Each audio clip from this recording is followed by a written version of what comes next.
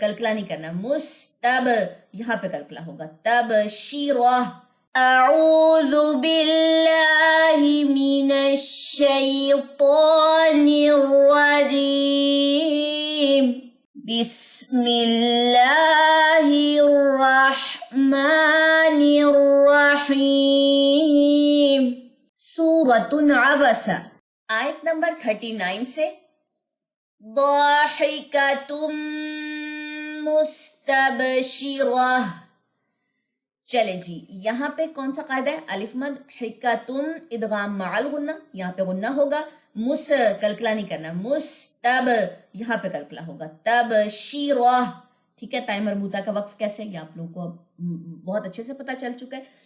चलें जी, एक दफा दोबारा सुनिए, दाहिकतुम मुस्तबशिरा। चलिए, ववुजूहुन यौमइज़िन अलैहा गबरा। अब यहाँ पे कवायद कौन कौन से हो रहे हैं? वावू। अब मोस्टली लोग जब सुनाते हैं ना लेसन वैसे पढ़ते हैं वुवुजू, ये वुवू नहीं है, ये वावू है। फिर दूसरी गलती क्या करते, वावूजू, यानी कि उसको लंबा कर देते, या तो हरकत चेंज कर देंगे या उसको लंबा कर देंगे, क्योंकि मैं ये कहती हूँ कि हमारा चूंकि माइंड का जो सब कॉन्शियस पार्ट है, हमने बचपन में जो कुरान पढ़ा हुआ है वो जिस तरह पढ़ा होता है, हमारा सब कॉन्शियस जो है हमें वही बता रहा होता है।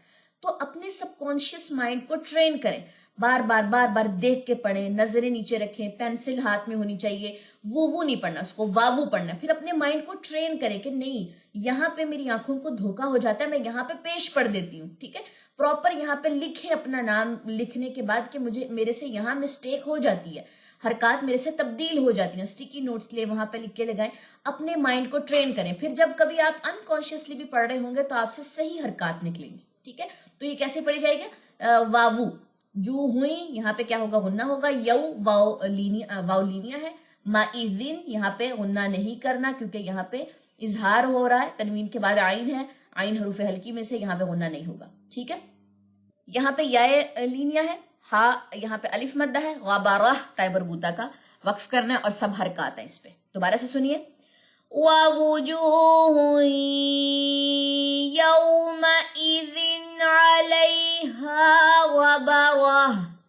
चलें जी, नेक्स्ट चलते हैं, तरहकुहा क़तरा। रा मोटी पड़ी जाएगी, हाकू ये दोनों लंबे नहीं करने आपने, हा चुके यहाँ पे अलिफ मद्दा का कायदा है, ये तो लंबा होगा।